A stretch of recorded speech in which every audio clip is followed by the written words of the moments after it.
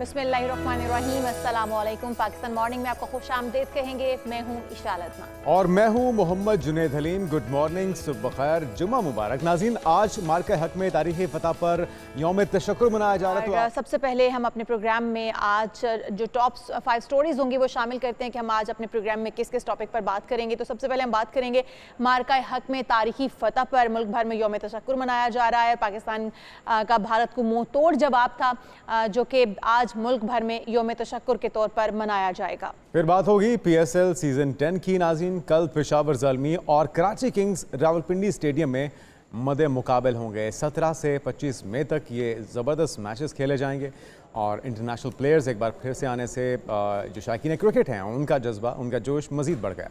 उसके बाद हम आपको बताएंगे गजा में इजरायली फ़ौज का खूनी खेल जारी है। अस्पताल लाशों से भर गए हैं। इस पर भी तफसील से करेंगे बात। और आपको बताएंगे कि किस फील्ड में जाना चाहिए, किस फील्ड का स्कोप है सबसे ज़्यादा। तो तालिब इल्म स्टूडेंट्स, पाकिस्तान की यूथ जो कि पाकिस्तान का मुस्तकबिल हैं, वो तज़ब्ज़ुब का शिकार ना हो, कन्फ्यूजन का शिकार ना हो। तो आज के प्रोग्राम में बहुत सी अहम मालूमात होंगी।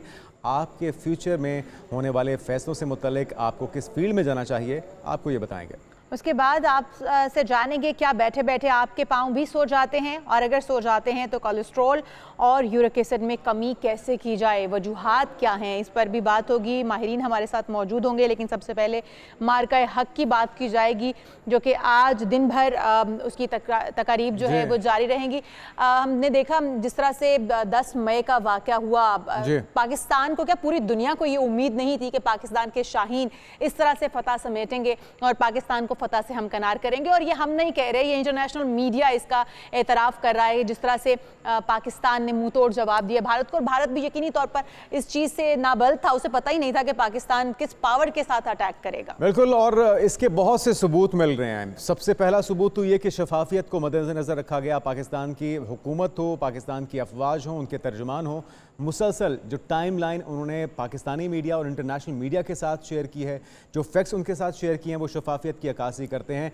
ये सब कुछ आपको इंडिया की साइड पर नज़र नहीं आया। उन्होंने ना सिर्फ पाकिस्तानी चैनल्स को बैन किया, पाकिस्तानी जर्नलिस्ट को बैन किया, बल्कि अपने मीडिया को गलत खबरें पहुँचाई, गलत इन्फॉर्मेशन अपने अवाम तक पहुँचाई। तो झूठ पहुँचाना और सच को छुपाना, ये इस चीज़ की दलील है कि कुछ तो गड़बड़ है, कुछ तो दाल में काला है। फिर बात आए अगर इस मार्के की, तो नाज़रीन जिस जिद्दत के साथ जो कि टेक्नोलॉजी का AI का दौर है, इसमें महंगे महंगे बड़े बड़े हथियार होने से बात नहीं बनेगी। पाकिस्तान ने ये भी साबित किया है। बड़े बड़े राफेल तैयारे, फ्रांस का दुनिया का सबसे जदीद लड़ाका तैयारा होने के बावजूद मुँह की खाना पड़ी। 6 तैयारे पाकिस्तान ने फाइटर जेट्स गिराए हैं भारत की तरफ से। और जिस तरह से हमारे तर्जुमान जो एयर मार्शल औरंगज़ेब अहमद ने बताया कि अगर बात की जाए इस बैटल की, तो उसमें पाकिस्तान एयरफोर्स और इंडियन एयरफोर्स में जो मुकाबला रहा वो 6-0 से रहा। यानी कि पाकिस्तान के 6 तैयारे गिराए, उन्होंने हमारा एक भी तैयार नहीं गिराया। फिर अच्छा, उसकी जुनैद वजह भी यह है क्योंकि जो जज्बा ईमानी,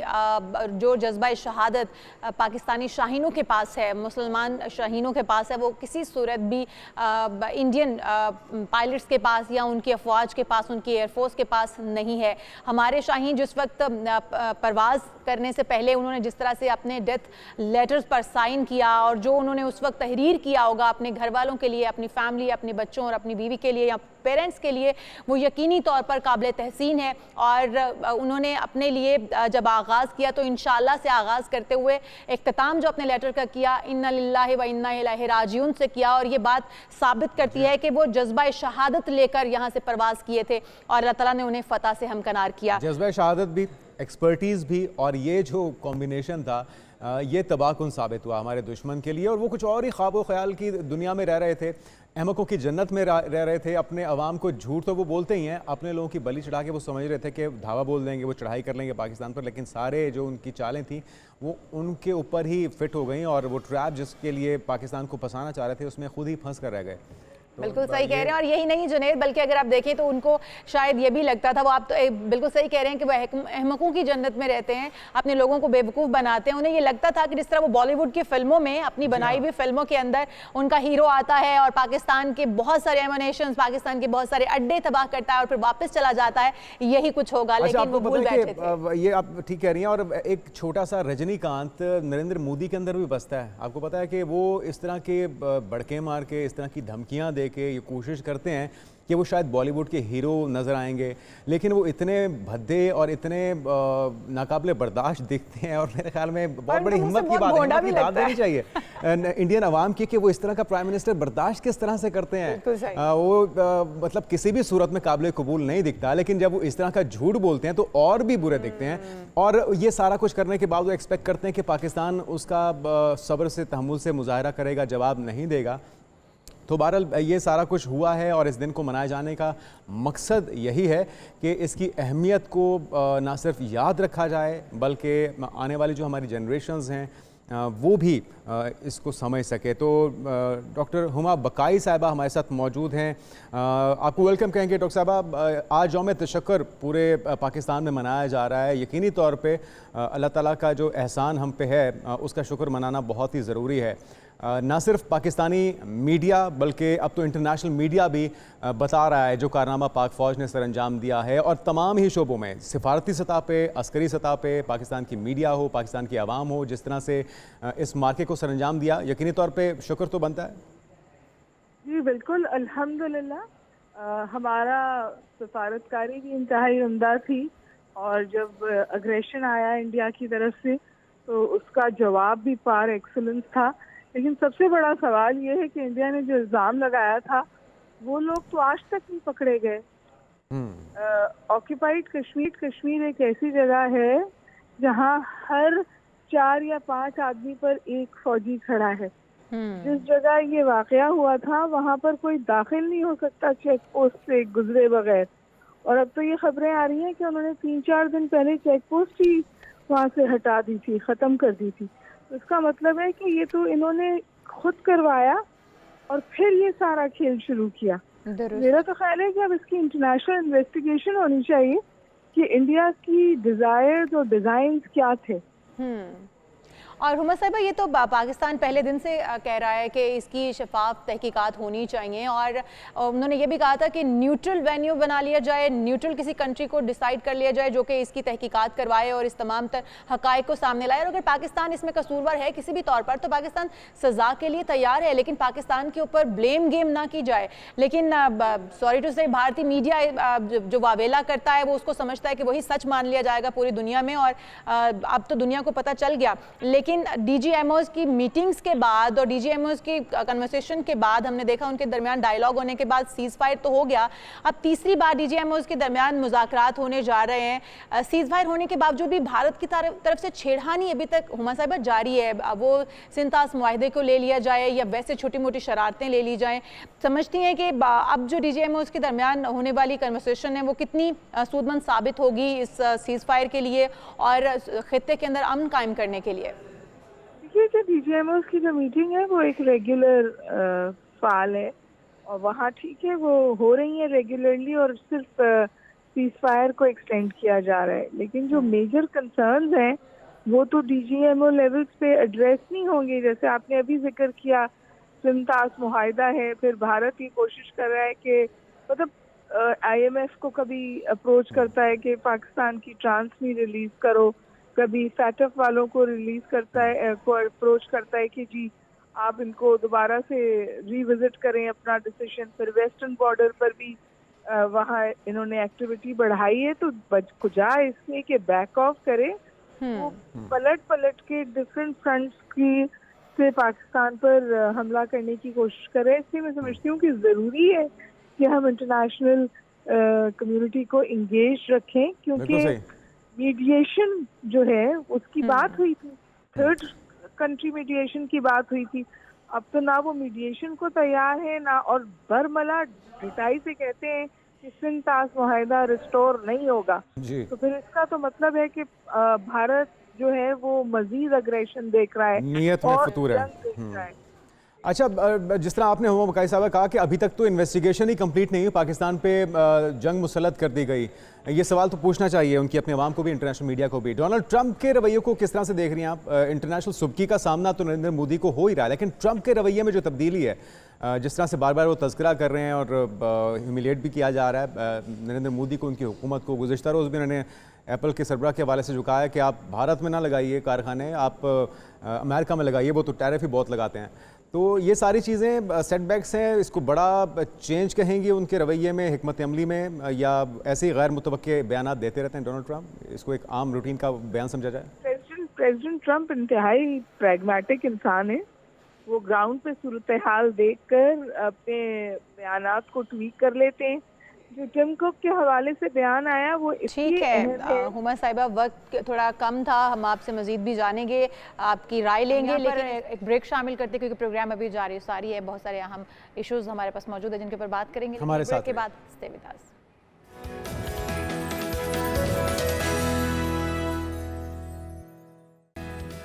प्रोग्राम में एक बार फिर से आपको खुशामदीद कहते हैं और बात करते हैं गजा में ढाई जाने वाली क़यामत की। इजरायली बमबारी से मजीद 80 शहीद हो चुके हैं, अस्पताल लाशों से इस वक्त भर चुके हैं और बाही के मनाजर में जबियाला के इलाके में मलबे का ढेर, बिखरे हुए घर और ज़ख्मी बच्चों को देखा जा रहा है। और ये सारी सूरत-ए-हाल इस वजह से ज़्यादा बाइस तशवीश है कि अमरीकी सदर डोनाल्ड ट्रंप इस वक्त मशरक़ वस्ता के दौरे पर हैं, जहाँ पे तवक्को की जा रही थी कि कोई पेशरफ्त होगी, मज़ालिम में कमी लाई जा सकेगी। तो सूरत-ए-हाल पर डॉक्टर नवीद इलाही साहब, माहिर आलमी उमूर, हमारे साथ मौजूद हैं। डॉक्टर साहब, वेलकम कहेंगे आपको। हम तवक्को कर रहे थे कि कोई तस्फिया तलब हल निकल पाएगा और फ़लस्तीनियों को हुकूक दिलाने के लिए अरब दुनिया को आवाज़ उठाएगी, जहां वो अपनी शराइत रख रहे हैं इब्राहिम अकॉर्ड को मानने के लिए, तो ये भी अपने कोई शराइत रखें और फ़लस्तीनियों को हुकूक दिलाने के लिए बात करें। लेकिन हम देख रहे हैं उन पर मज़ालिम मज़ीद बढ़ा दिए गए हैं, तो क्या कोई तवक्को न रखी जाए इस दौरे से भी? ये देखिए, आप ये तो बहुत ही अफसोसनाक है कि कल 100 के करीब जो है पैलेस्टीनियंस जो इजरायली बॉम्बिंग में शहीद हुए हैं, और दूसरी यहाँ पे आप देखें कि कोई आवाज़ नहीं, जबकि बर्लिन में बहुत बड़े जुलूस निकले हैं गजा के हक में। अब आप जो बात कर रहे हैं कि यहाँ पे कोई तस्फिया होगा, असल में तो ट्रंप वहाँ पे गए हैं डील्स करने के लिए। आप देखें कि तीनों ममालिक में, कतर में, यूएई में, सऊदी अरेबिया में वो डील्स करने गए हैं। कतर ने उनको 400 मिलियन का एक लग्जरी प्लेन दिया है जो एयरफोर्स वन को रिप्लेस करेगा। यूएई ने कहा है 1.4 ट्रिलियन डॉलर अगले 10 साल में इन्वेस्ट करेंगे अमेरिका में। इसी तरह सऊदी अरेबिया ने जो उनको वहाँ पे जो इस्तकबाल किया उनका, वो तो आप असल मसला ये है कि अगर आप डिस्पैशनेटली देखें, दुनिया में जो है इंटरेस्ट, जैसे कहते हैं there is no permanent friend और foe in international relations, it is only the interest which is permanent. तो ये ममालिक अपने इंटरेस्ट देख रहे हैं।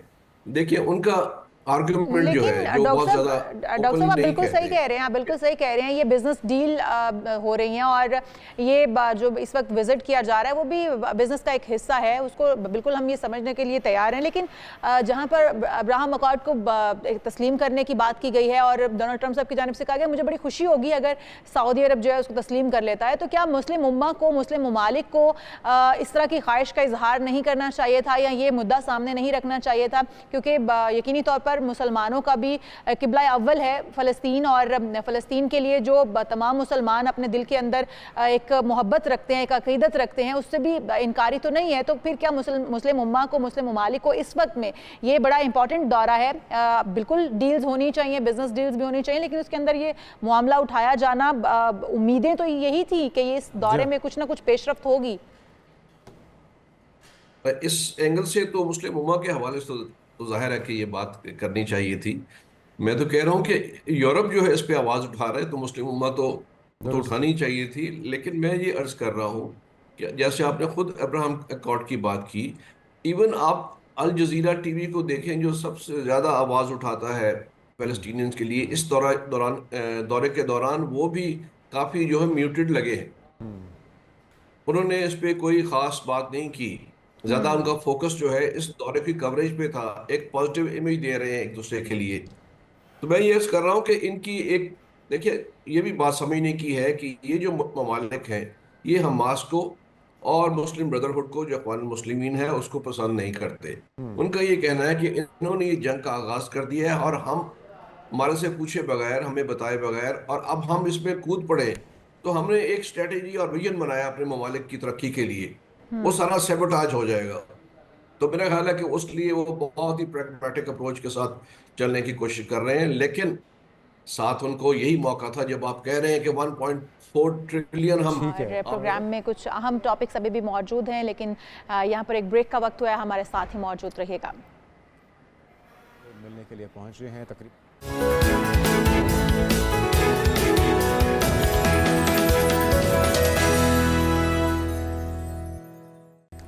नाज़रीन वेलकम बैक, सुबह खैर, गुड मॉर्निंग। और बात अब हो जाए कुछ PSL 10 की। कल पेशावर ज़ल्मी और कराची किंग्स रावलपिंडी स्टेडियम में मद्दे मुकाबिल होंगे एक लंबे गैप के बाद। फाइनली 17 से 25 तक अब ये मैचेस चलेंगे और बिल्कुल जी, 8 उसके अंदर जोश मैचेस व खरोश हैं जो भरपूर कि देखे जाएंगे। शेड्यूल दिए गए हैं, और जैसा जुनैद भी कह रहे हैं कि जोशो खरोश भरपूर होगा। उसकी वजह भी ये है क्योंकि जो इंटरनेशनल प्लेयर्स थे जो कि वापस जाने की इतलात मौसूल हो रही थी, अब वो इंटरनेशनल तमाम प्लेयर्स वापस ज्वाइन कर चुके हैं। और पेशावर ज़ल्मी, बाबर आजम और साथ ही साथ कराची किंग्स डेविड वार्नर दोनों मद्दे मुकाबिल आने वाले हैं।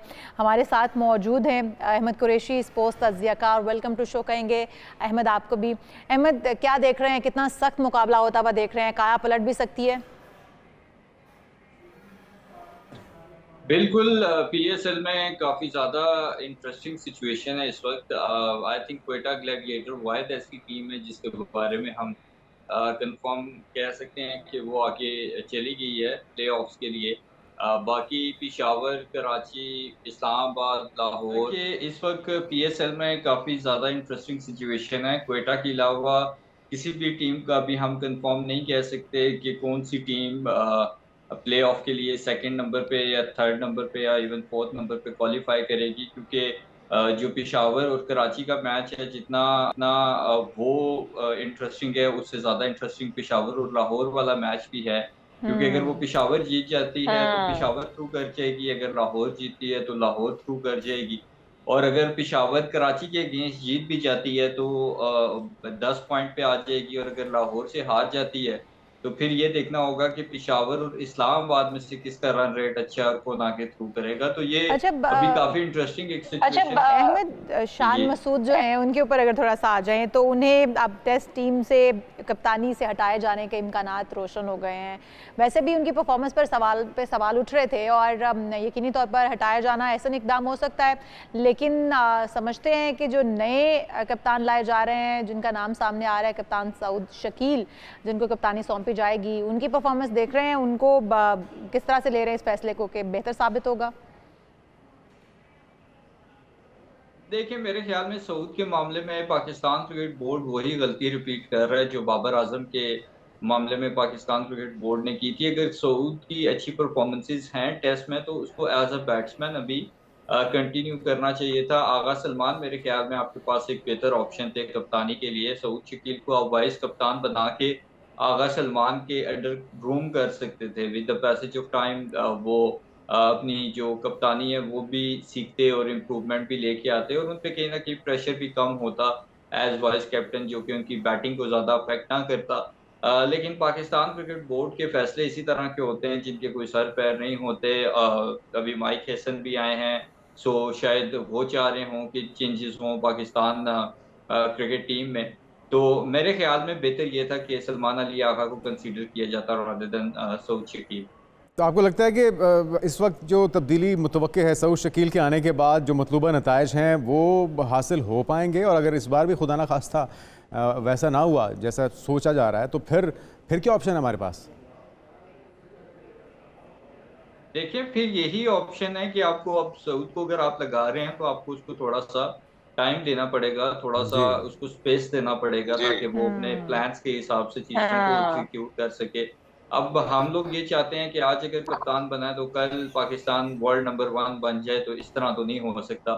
ऑब्वियसली एक ऐसी टीम जो कि पहले बाबर की कप्तानी में एटलीस्ट मैचेस ड्रॉ तो कर लेती थी, लेकिन जब से शान मसूद कैप्टन बने ड्रॉ करना तो दूर की बात, हम हारते भी इतने बुरे तरीके से थे कि तीसरे चौथे दिन टेस्ट मैच ही खत्म हो जाता था।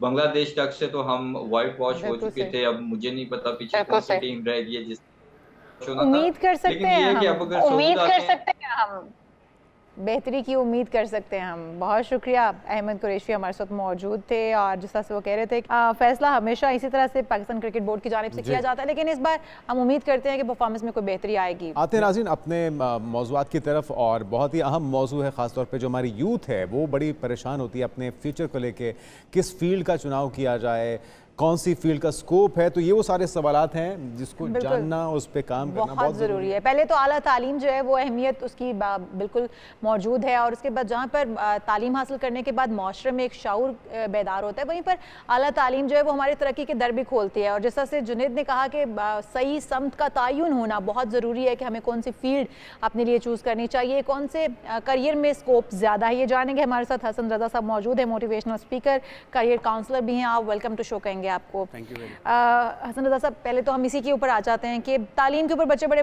कंफ्यूज हो जाते हैं कि कौन सी फील्ड को सेलेक्ट किया जाए अपने लिए, कौन से सब्जेक्ट्स उनके लिए लेना बेहतर रहेगा। अभी इस वक्त जो सोसाइटी में हम देख रहे हैं, जॉब का ओवरऑल ही वो कम हो गई हैं, लोगों को इस वक्त अपॉर्चुनिटीज़ नहीं मिल रही हैं। फिर किस फील्ड का इंतखाब बच्चों के लिए दुरुस्त रहेगा, किसका स्कोप ज़्यादा है? औज़ुबिल्लाहि मिनश्शैतानिर्रजीम, बिस्मिल्लाहिर्रहमानिर्रहीम, अल्लाहुम्मा सल्लि व सल्लिम अला सय्यिदिना मुहम्मदिन मालिही बिक़द्रि हुस्निही व जमालिही व नूरिही व कमालिही। Ishal, thank you very much for asking a wonderful question. और ये हर दफ़ा हर प्रोग्राम में ये ज़रूर पूछा जाता है। देखिए, हमारा अलमिया क्या है? हमारा अलमिया ये है कि हम किसी और की ज़िंदगी जीना चाहते हैं। हम ये चाहते हैं कि जिस तरह से मेरी पुप्पो के बेटे ने ज़िंदगी गुजारी है, वो एक कामयाब बन गया है, तो मेरे लिए वो रोल मॉडल है। तो आप देखें, जब वो हमारे ख़ानदान में एक बंदा कामयाब हो जाता है ना, तो अम्मी वो कहते हैं अच्छा तुमने वो बनना है, तुमने वो उसी तरह का बनना है। हालांकि उसकी ज़िंदगी कुछ और है, उसकी लाइफ के फंडे कुछ और हैं, मसले मसाइल कुछ और हैं, मेरा इंटरेस्ट कुछ और है, मैं कुछ और बनना चाहता हूँ या बनना चाहती हूँ। लेकिन क्योंकि मुझे मेरे अम्मी अब्बू ने कह दिया कि यार वो अच्छा है, देखो तुमने वैसा बनना है, हो सकता है हम तुम्हारा रिश्ता भी वहाँ उसके साथ कर दें। बेटी डॉक्टर बन गई है, ऐसे ये डॉक्टर बनना चाहिए। ये सबसे पहले तो ये। दूसरा, मैंने एक टर्म यूज़ की है जो कि मैं टर्म अक्सर प्रोग्राम में यूज़ करता हूँ, और वो है सियापा। S for system, I for institute, Y for youth, P for professionalism and A for appreciation. अब यहाँ से मैं आपको स्टार्ट करता हूँ। S for system, there is no system in Pakistan जो करियर काउंसलिंग के बारे में बता सके। अगर कोई है तो मुझे तो एक आधे का नाम ही आप बता दें। बुनियादी तालीम यहाँ पे मिल जाए तो बड़ी बात है। अभी तो वो वाला ना ही कोई इंस्टीट्यूट है यहाँ पाकिस्तान में जो करियर काउंसलिंग आपको बना। हम तजर्बे करते हैं। करियर काउंसलर भी जो बन रहे हैं वो एक्सपीरियंसेस के साथ बन रहे हैं। कोई सर्टिफाइड करियर काउंसलर आपके पास यहाँ पे दस्तयाब नहीं है। फिर प्रोफेशनलिज्म, जो हमारे स्टूडेंट्स हैं उनमें भी प्रोफेशनलिज्म की कमी है। वो प्रोफेशनलिज्म की तरफ आना ही नहीं चाहते। वो कहते हैं यार कि हम जो है ना बस इस तरह से, जैसे मैं कई दफ़ा प्रोग्राम करता हूँ, कई दफ़ा मैं लिंक्डइन पे लाइव जाता हूँ, मैं देखता हूँ वहाँ पे तो लोग उस तरह से इंटरेस्ट जो है वो ले नहीं पाते हैं। तो एक तो चीज़ ये होगी। दूसरा, एप्रिसिएशन। जब आप किसी को सिखाना चाह रहे हैं, बताना चाह रहे हैं, then there is no appreciation. अब मैं बता दूं, जो आपने सवाल पूछा कि कौन सी फील्ड सबसे ज़्यादा इम्पॉर्टेंट है, और इसमें ये भी ऐड कर लीजिएगा अज़न भाई कि मैट्रिक वो फेज़ होता है जिसके अंदर आपको डिसाइड करना है कि आपने किस रुख पे अपने जो गाड़ी है उसको मोड़ना है। तो ख़ासतौर पे उन बच्चों को, उन स्टूडेंट्स को मद्देनज़र रखते हुए उनको एडवाइस। बिल्कुल, आपके इस वो रुख से मुझे एक बड़ा अच्छा एक पोइट्री एक किसी शायर ने बड़ा प्यारा कहा। उसने कहा कि हम किस तरफ जाएं कि मतलब वो थोड़ा इस तरह था कि रुख हवाओं का जिधर का है उधर के हम हैं। तो जिस तरफ हवाओं का रुख जाता है ना, IT, हमारे लोग उस तरफ इंजीनियर, MBA, मैंने एंकर बनना है, मैंने मैस कॉम में जाना है, मैंने हर तरफ नज़र आना है। हाँ, एक टाइम आया था, फिर हर सब लोग इस तरफ शुरू हो गए। अच्छा, जो ही उसने डिग्री स्टार्ट की, जब डिग्री कंप्लीट हुई तो फिर ट्रेंड चेंज हो गया। उसने कहा ओ मैंने ये क्या कर लिया, मैंने तो बर्बादी। हाँ, मैंने हाँ। तो देखिए, सबसे पहले तो आप बैठें, अपने आप से पूछें कि आप क्या बनना चाहते हैं, आप अपनी ज़िंदगी क्या गुजारना चाहते हैं। पहले अपने अंदर अपने दिल किस स्टेज पे जाके होगा कि हम ये समझने लगे अपने आप को कि मेरे लिए क्या बेहतर है, मैं क्या बनना चाहती हूँ। बच्चों की तो choices day by day change होती रहती है। Very right. देखें, मैं और मतलब जिस स्टेज पे मैं हूँ, आई डोंट नो, आप लोग तो यंग ही लगते हैं, मेरे बालों से तो लग रहा है कि जैसे मैं नहीं लगते ही हैं।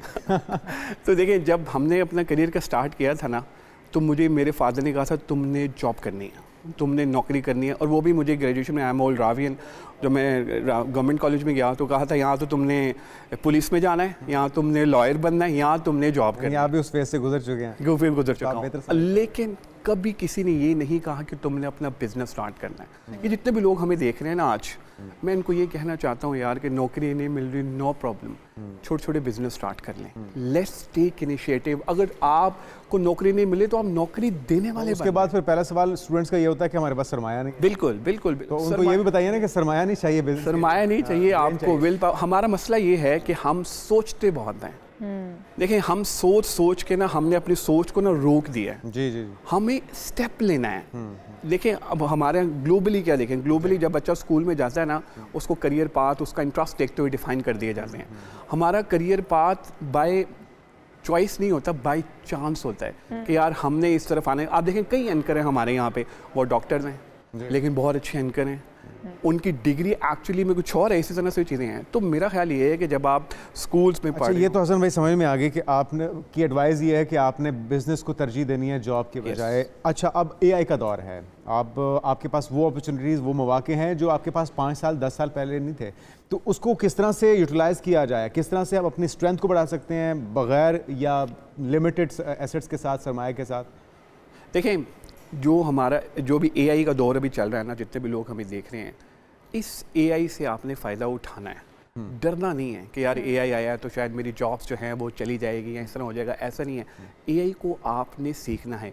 एआई को सीख के आप अपनी स्किल्स को बेहतर करके आप अच्छी तरह से ग्रो कर सकते हैं, वरना अदरवाइज़ आपके लिए प्रॉब्लम। अब एआई के लिए देखें, अब एआई एजेंट्स आ रहे हैं, बहुत सारी चीज़ें हैं जो एआई लेकर आ रहा है। चैट जीपीटी, हम तो चैट जीपीटी सिर्फ एक चीज़ समझते हैं ना, लेकिन एआई बहुत ब्रॉडर में है। तो सारी दुनिया, तो जो हमारे स्टूडेंट्स हैं ना, जो हमारे इस टाइम यूथ है, लेकिन मैं आपको एक सच्ची बात बताऊँ, पहले भी मैं कहता हूँ कि यार अल्हम्दुलिल्लाह we are the super talented youth, बगैर किसी डायरेक्शन के। अल्हम्दुलिल्लाह सेकंड नंबर पे हम फ्रीलांसर्स हैं। इस टाइम डायरेक्शन मिल जाए तो क्या, डायरेक्शन मिल जाए तो फिर हम ये वाली जंग भी जीत जाएंगे इंशाल्लाह ताला। तो अल्लाह ताला खैर वाफियत के मामले। तो मैं यही कह रहा हूँ कि चाहे एआई है या कोई और टूल आए, तो आपने अपने आप को इक्विप्ड करना है, उसी के लिहाज से आगे चलना है। डिग्री और स्किल्स दोनों पे काम करना है, दोनों ज़रूरी, दोनों पे काम करना है। जो हम ये कहते हैं ना अक्सर, यार स्किल्स यार ये बहुत है, ठीक है, okay that's great, skills is important, लेकिन डिग्री इज़ ऑल्सो इम्पॉर्टेंट। क्योंकि कहीं आप ऑर्गेनाइजेशन में जॉब करने जाएंगे तो वहाँ पर वो सबसे पहले आपकी डिग्री का पूछेंगे, स्किल्स का। अच्छा हसन साहब, हम लोग बड़े आसानियाँ ढूंढने वाले लोग हैं। पाकिस्तानी जो है ना वो थोड़े से आराम परस्त कहा जाए, लेज़ी हैं, स्पेशली लाहौरिये तो बहुत ही ज़्यादा है। उन्हें जॉब का इसलिए ज़्यादा आसान लगता है कि जॉब करेंगे ना, आपको टेंशन रहेगी किसी चीज़ की। आपने 9 to 5 नौकरी की, आप घर आ गए, आपका कोई लेना देना नहीं है उस काम से, आपने सैलरी ली महीने के महीने। वो ग्रो करना नहीं चाहते हैं। जो स्टूडेंट्स हमारे निकलते हैं उनके भी कोई ना कोई एम्स होते हैं, जिस तरह आपने भी खुद कहा कि मुझे भी बताया गया पुलिस में जाना है, या आपने वकालत करनी है, या इस तरह से डिग्रियाँ हासिल करनी है। हमारे बच्चों को हम किस तरीके से इस तरफ लाएँ कि आप खुद कुछ कर सकते हैं, आप दूसरों के लिए जॉब क्रिएट कर सकते हैं और आप एंटरप्रेन्योर बन सकते हैं, इस तरफ बच्चों को किस तरह से माइंड है? क्योंकि हमारी यूनिवर्सिटी कॉलेजेस भी यही बताते हैं कि ये आप लोगों के मार्क्स आएंगे, ये आप लोगों का बनेगा अगर मैरिट, तो आप फ़लाँ जॉब पे जा सकते हैं, आप फ़लाँ जगह पर जा सकते हैं। तो किस तरह से आप उनकी माइंड मेकिंग बच्चों की जाए? देखिए, आप अपनी फैमिली में कोई ऐसा बंदा देखें जिसने सारी उम्र नौकरी की है, लेकिन 40 में आके 50 में आके वो मिड करियर क्राइसिस का शिकार हो गया। देखें, एक लेवल आता है कि जब आपका तजुर्बा तो बढ़ा होता है, लेकिन आपकी सैलरी नहीं बढ़ी होती और आपकी ग्रोथ रुक जाती है। तो आपने क्या करना है, उसको क्या करना चाहिए था, जो कि हमारे अभी स्टूडेंट सुन रहे हैं, उसको ये करना चाहिए था, अपने ऊपर काम करना चाहिए था। हम लोग, मैं अक्सर कहता हूँ कि हम लोग महंगे कपड़े पहन लेते हैं, महंगी जगहों पे खाने खा लेते हैं। हम ये देखें ना, आप किसी भी स्टूडेंट से पूछें, आप पूछे MM आलम पे कौन सा रेस्टोरेंट है, उसको याद होगा। लेकिन आप उससे ये पूछेंगे कि यार मुझे ये बताओ कि कहाँ से फ्री स्किल्स तुम ले सकते हो, डिग्री हासिल कर सकते हो, यानी कि तुम अपनी स्किल्स को इम्प्रूव कर सकते हो, नहीं आता होगा। It's all about priorities. हमारी प्रायोरिटी नहीं, हमारी प्रायोरिटी है, जैसे आपने कहा ना, मतलब लाहौरिये जो हैं, तो हम जब मैं काउंसलिंग सेशंस रखता हूँ तो सबसे पहले वो कहते हैं कहाँ बुला रहे हैं आप, यहाँ बुला रहे हैं, अच्छा खाने में क्या है, क्या है खाने में, अच्छा हाँ, तो वो एक है अपने फ्यूचर को लेके। एक तो वेन्यू करीब तरीन हो, उसके बाद मेन्यू में शानदार डिशेज हो। देखें, तो हम सबसे पहले तो मेन्यू ही है। वेन्यू चाहे मतलब आप बूरबन बुला दूर रख लें, जहाँ मर्जी रख लें, लेकिन इट्स रियली मतलब डिफरेंट एज वेल एज। अगर हम कराची की बात करें तो दे ऑलरेडी आस्क के वेन्यू क्या है, क्योंकि वहाँ पे ट्रैफिक का इशू है, तो उनका शायद होता नहीं है। मैं ये नहीं चाहता लाहौरिये मुझे थोड़ा सा शुरू हो जाए, नहीं, I am in love with you. तो मैं ये बता रहा हूँ, तो हमारी priorities, it's all about priorities. अब जो बच्चा है हमारा, वो क्या करता है, वो 9 to 5 जॉब करता है, उसके बाद कहता है यार मेरी शादी होगी, ज़िंदगी सुकून में है, बस ठीक है, मुझे इतने पैसे आ रहे हैं, ठीक है, मैंने ये बना लिया है, बस ये वो। अब जो ही वो थोड़ा मैच्योर होता है, 40 में जाता है, उसको रियलाइज ओहो मैं तो अपने काम ही नहीं किया। हमें क्या करना चाहिए? मैं एग्जांपल देना चाहता हूँ, मैं अक्सर जगहों पे ऐसी एग्जांपल अपने मेंटोर की देता हूँ। मेरे मेंटोर हैं, is working in one multinational company. Ishal यकीन माने वो हर साल कोई ना कोई डिग्री करते हैं, अच्छा। हर साल कोई ना कोई डिप्लोमा करते हैं। He is I think it's almost 55 years old. एक बहुत बड़े इंस्टीट्यूट में वो पढ़ाते भी हैं, बहुत बड़ा इदारा है वहाँ पर, वो पढ़ाते भी हैं और जॉब भी करते हैं। तो मैंने कहता हूँ ये क्या आप हर साल जो हैं डिग्री और हर साल कोई डिप्लोमा लेना शुरू कर देते हैं, क्या रीज़न है? तो कहते हैं तुम्हारे मोबाइल में सॉफ्टवेयर है। मैंने कहा बिल्कुल है। वो तुम अपग्रेड करते हो? अपडेट वहाँ पर आपको एक मैसेज आता है अपग्रेडेशन का? मैंने कहा हाँ बॉस वो तो आता है, ऑलमोस्ट 2 वीक्स के बाद भी आ जाता था। तो कहते अगर उससे ना करो तो मैंने कहा फिर मज़ा नहीं आता ना, मतलब नई फीचर्स आप दौड़ में शामिल नहीं हो सके। तो मैंने कहा नई फीचर्स नज़र नहीं आते। तो उन्होंने कहा और ये आपने ही बिल्कुल सही कहा है, सीखने का अमल जो है ना हमारा पैदा होने से लेकर मरते दम तक जारी रहना चाहिए। हम नई नई इनोवेशंस आती हैं, हम नई नई चीज़ें सीखते हैं। मैं अगर वही करियर काउंसलिंग की तरफ वापस आते हैं कि बच्चों को एक तो प्लेटफॉर्म जैसे दस्तियाब नहीं है जहाँ से वो अपनी काउंसलिंग ले सकें कि क्या उनके लिए बेहतर है, क्या ठीक रहेगा। आपने आगाज़ में बात की कि पहले तो बच्चे को खुद को समझने की ज़रूरत है कि उसके लिए क्या बेस्ट है, क्या उसे करना चाहिए। समटाइम हमारे बच्चों को ये नहीं पता होता कि उन जो वो चूज़ करना चाह रहे हैं, जो फील्ड उन्होंने अपने लिए सिलेक्ट की है वो उनके लिए ठीक भी है। मैं अपने ही बेटे की एग्जांपल दूंगी। वो चाहता है कि वो गेमिंग इंडस्ट्री कायम करे और वो उसके अंदर काम करे, जो कि मुझे लगता है पाकिस्तान में उसका स्कोप नहीं है। तो क्या बच्चों को इस तरह ब्लाइंडली उसके अंदर कूदने देना चाहिए कि वो एक्सपेरिमेंट करेंगे, वो लॉसेस भी करेंगे और फिर वो सीख के अपने लिए कुछ नई फील्ड चूज़ करेंगे, या फिर उनको वहाँ पर समझाना चाहिए, मेंटोर्स उनके लिए चूज़ करने चाहिए कि आप इनसे सबक सीखें, या ये क्या करना चाहिए? शायद किसी शायर ने बड़ा खूब कहा, उसने कहा क्यों डरे ज़िंदगी में क्या होगा, क्यों डरे ज़िंदगी में क्या होगा, कुछ ना होगा तो तजुर्बा होगा। देखें जो आपका बेटा है और जो मेरी बेटी है, हम लोग तो जनरेशन Z के बाद अब जनरेशन अल्फ़ा में आ रहे हैं। तो आप जितना मर्ज़ी समझा लें, मैं भी समझा लूँ, करनी उन्होंने अपनी मर्ज़ी ही है, क्योंकि वो चाहते हैं कि वो इस एक्सपीरियंस से गुजरें। तो ठीक है, हम उनको गाइड कर सकते हैं, हम उनको एडवाइस कर सकते हैं, लेकिन हम उन पे थोप नहीं सकते हैं कि यार देखो हम ये चीज़ें थोपना चाह रहे हैं, ये सारी चीज़ें हम इनके ऊपर करना चाह रहे हैं। तो हमें उनको उस प्रोसेस से गुजारना पड़ेगा, लेकिन हमें उनके ऊपर ध्यान रखना है, मॉनिटरिंग रखनी है कि यार कोई ऐसी बड़ी गलती ना कर दे जिससे ये लोग फंस ना जाए। हमने उनको गाइड करना है, हमने उनको एडवाइस करना है, उनको सपोर्ट बन के उनके साथ लेके चलना है। लेकिन अगर हम उन पर थोपेंगे तो वो कहेंगे देखो मामा बाबा ये देखो ये आपको नहीं पता, आप लोग ना बुढ़े हो गए हैं, आपको इस चीज़ का बिल्कुल आइडिया नहीं है। मतलब वो सिंपल वो कहते हैं कि आप लोग तो स्नैपचैट पे नहीं नज़र आते, आप लोग तो मतलब इंस्टाग्राम पे उस तरह से एक्टिव नहीं है, मतलब इस तरह की चीज़ें हैं, आप लोग तो फेसबुक वाले लिंक्डइन वाले हैं, तो आप लोग तो ओल्ड थॉट हैं। तो हमें उनकी लैंग्वेज में उनको समझाना पड़ेगा। We have to change with the changing dynamics. बिल्कुल सही है। Thank you so much. Hasan Raza हमारे साथ मौजूद थे। बच्चों को लिबर्टी दें, उन पर ट्रस्ट करें, फैसिलिटेटर का काम करें। अगर आप उनके ऊपर अपनी मर्ज़ी मुसल्लत करेंगे तो शायद वो ग्रो ना कर पाएँ, अच्छे फील्ड का इंतखाब ना कर पाएँ। बिल्कुल जी। और अब हम आ जाते हैं अपने अगले, क्योंकि प्रोग्राम जो है वो हमारा आगे जारी सारी बिल्कुल। चैट जीपीटी का एक कारनामा सरअंजाम दिया है जनाब। चैट जीपीटी वैसे तो बहुत से आपके मसाइल हल करती है, लेकिन कहीं कहीं मुश्किलात भी बिल्कुल। और एक खातून नाज़रीन, उसने चैट जीपीटी की बातों में आके शौहर से तलाक लेने पर वो तुल गई है और ये फैसला कर लिया कि जी मैं अब इसे जान छुड़ाऊंगी। और ये यूनान में अजीबो के गरीब केस सामने आया, जहां पर बीवी ने चैट जीपीटी की बातों पर यकीन करके शौहर से तलाक लेने के लिए दरख्वास्त दायर कर दी है। और जिस तरह से यूनान सिटी टाइम्स के मुताबिक खातून ने टेस्टोग्राफी पर जदीद तरीक़ाकार के लिए चैट जीपीटी का इस्तेमाल किया, जो कि मुस्तकबिल की पेशगोई करने के लिए ग्राउंड्स को पढ़ने का कदीम तरीका है। तो खातून के मुताबिक चैट जीपीटी ने शौहर की बेवफाई को बेनकाब कर दिया, जो कि एडवांस में कि वो बेवफाई शायद करने वाला जी है। हाँ, तो ये उसने खुद से अज्यूम कर लिया है। इसने कहा कि मैं इसे मजाक समझ रहा था, लेकिन एहलिया ने संजीदा ही ले लिया है। इतना संजीदा नहीं लेना चाहिए। जिंदगियां और रिश्ते जो हैं वो चैट जीपीटी पे डिपेंड नहीं करते, लेकिन खातून ने उसको इतना ज्यादा संजीदा ले लिया। आपके लाइफ पार्टनर को जितना अच्छे से आप समझ सकती हैं, चैट जीपीटी नहीं समझ सकता है। और चैट उसने तो अपनी लिमिटेड जो जीपीटी उसकी मालूमात हैं या इंफॉर्मेशन उस तक पहुंच रही है या वो गैदर कर रहा है, उसके ज़रिए आपको जवाब दे दिया। अब आपने अपने सर्कमस्टांसेस जो हैं उसका फ़ैसला अपनी अकल समझ बूझ से करना है, जो अल्लाह ताला ने आपको दिया है। लेकिन बहरहाल यूनान में ये खातून थी, वो जज्बाती हो गई चैट जीपीटी की बातों में आके बताने का मकसद ये है कि आप ऐसी कोई गलती चैट जीपीटी से पूछ के या उससे समझ के ना कर, इससे रिश्ते टूट जाएं। बिल्कुल जी। इस वक्त प्रोग्राम अभी भी जारी है, बहुत सारे दीगर अहम इश्यूज जिनके ऊपर बात होगी, लेकिन एक ब्रेक के बाद आप कहीं मत जाएगा। Stay with us.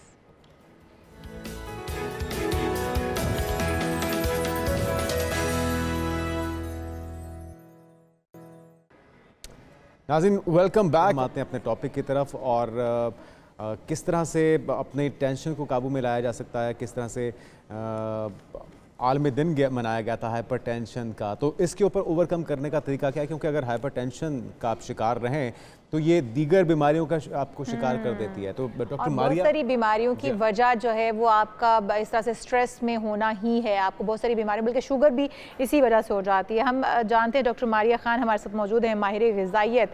Welcome to show कहेंगे डॉक्टर मारिया आपको। डॉक्टर मारिया, क्या कुछ ऐसी खुराकें हम अपनी रोज़मर्रा की ज़िंदगी में इस्तेमाल करते हैं जिसकी वजह से हाइपरटेंशन हो जाती है, या फिर हाइपरटेंशन एक बीमारी, एक फील है? ये थोड़ा सा इसके ऊपर अगर हम आपकी रहनुमाई चाहेंगे। एब्सोल्युटली। सो स्टार्ट करते हैं। वर्ल्ड हाइपरटेंशन डे अवेयरनेस का डे है। इसको खतरे की घंटी का अलार्म हम कह सकते हैं, और अवेयरनेस रेज करने के लिए दिन जो है इसका इनकाद हुआ।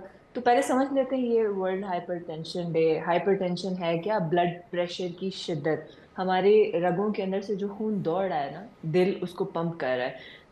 तो दिल जब उसे पंप करता है, जब पंप करता है तो ब्लड फ्लो होता है, और वो फ्लो, और फिर वो दिल जो है एक कंट्रैक्ट होता है और रिलैक्स होता है, रिलैक्स होता है तो ब्लड पंप होता है, वापस आता है हार्ट के अंदर।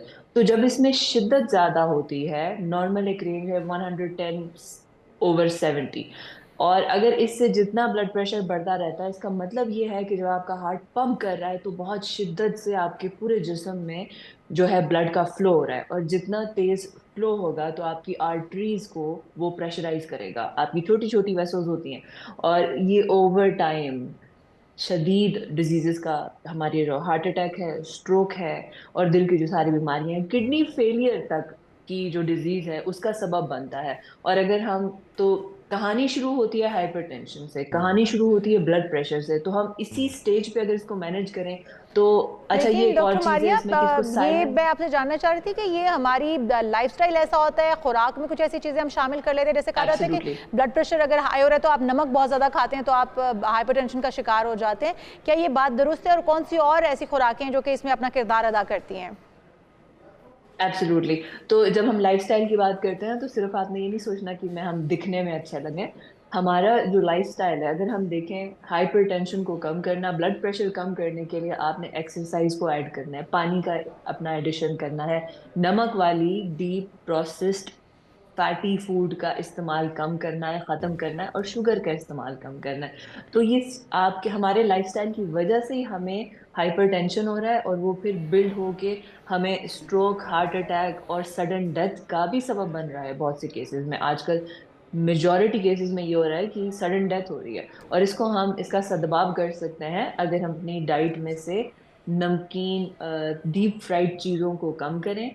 आप इसकी जगह फ्रूट्स, वेजिटेबल्स, दालें, कोकोनट, सब्जियां, ग्रीन वेजिटेबल्स हम ऐड करें।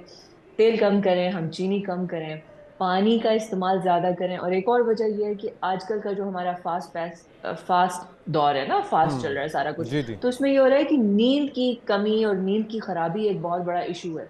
तो नींद की कमी, अगर हम सोएंगे नहीं दिन में 7 से 8 घंटे, अगर आप सोएंगे नहीं तो आपका स्ट्रेस लेवल्स बढ़ते रहेंगे। बिल्कुल और ठीक अगर है। आपके पास कोई स्ट्रेस को ओवरकम करने का आपका कोई तरीका नहीं है, आप मेडिटेशन नहीं कर रहे, या आप किसी ना किसी किस्म की फिजिकल एक्टिविटी, वॉक हो सकती है, योगा हो सकता है, stretching, weight training, whatever it is, जिससे आपका दिल जो है ना, उसकी बिल्कुल ठीक, पंपिंग कैपेसिटी में उसकी स्ट्रेंथ एनहांसमेंट बढ़े, आए। आपका इम्यून सिस्टम बेहतर। अच्छा डॉक्टर साहब, आपने बहुत सी मुफीद चीज़ें बताई हैं, इस पे अमल हो जाए तो मेरे ख्याल में आधे मसाइल तो आपके वैसे ही ख़त्म हो जाए। लेकिन 1 अरब 30 करोड़ आबादी इस दुनिया की वो हाइपरटेंशन का शिकार है, तो वो क्या अलामात होती हैं जब आपको अपनी पर्सनैलिटी में दिखना शुरू हुए? तो आप उसके लिए कंसर्न होना चाहिए आपको, आप उसके लिए कुछ टेस्ट करवाएं, या आप उसके लिए फिर अपनी लाइफस्टाइल को चेंज होना शुरू कर दें? वो क्या क्या चीज़ें, क्या क्या अलामात हो सकती हैं? सबसे पहले हर एक इंसान को ना अपना सबसे पहले खुद ख्याल रखना है। अगर आपने जो नंबर अभी शेयर किया, तो ये 3 में से हर एक इंसान, एक एडल्ट को हाइपरटेंशन का उसको खतरा लाहक है, और उसको हो चुका है, हाइपरटेंसिव है। सो क्या करना है? टेस्ट कराना है। और बड़ा आसान सा वो होता है कि हमारे बाजू पे एक वो पट्टा लगता है और उधर जी, से हमारा टेस्ट होता है। कोशिश करें ब्लड हमेशा प्रेशर का। चेक करें अपने आप टेस्ट। एग्जैक्टली, ब्लड प्रेशर का टेस्ट बड़ा सिंपल सा टेस्ट है, घर में होती हैं चीज़ें, या किसी क्लिनिक में जाके अगर आप करा लें तो 110/70 जो है ना, कोशिश करें उतना आपका हो। अगर इससे ज़्यादा है आपका ब्लड फ्लो, इसका मतलब है कि अब कोई ना कोई प्रॉब्लम चल रहा है, आपकी डाइट ठीक नहीं है, आपका वर्कआउट नहीं है, न्यूट्रिशन सही नहीं है, और या फिर आपकी नींद के मसले हैं। तो पहले बिल्कुल हमें ठीक। वो ठीक करना है। और अगर आपके इरेगुलर हार्ट लेवल्स आ रहे हैं ब्लड प्रेशर के, तो लाजमी डॉक्टर को विजिट करें। और अगर डॉक्टर मेडिकेशन देता है, एक और मसला ये आता है कि ठीक है डॉक्टर ने मेडिकेशन दी है, मेडिकेशन को आपने टेम्परी, ये आपके लिए एक बहुत बड़ी घंटी बन हम बिल्कुल जानी उसको ठीक। चाहिए फॉलो कि नहीं ओ, कर पाते हैं। बहुत शुक्रिया डॉक्टर मारिया खान, हमारे पास वक्त की कमी थी, लेकिन जो आपने बातें बताई तौर पर उन पर अमल अगर करेंगे तो हाइपरटेंशन से हम बच सकते हैं। प्रोग्राम का वक्त भी खत्म हो आपसे चुका है। मुलाकात होगी इंशाल्लाह मंडे को। अपना ख्याल रखिएगा। अल्लाह अल्लाह हाफिज़। हाफ़िज़।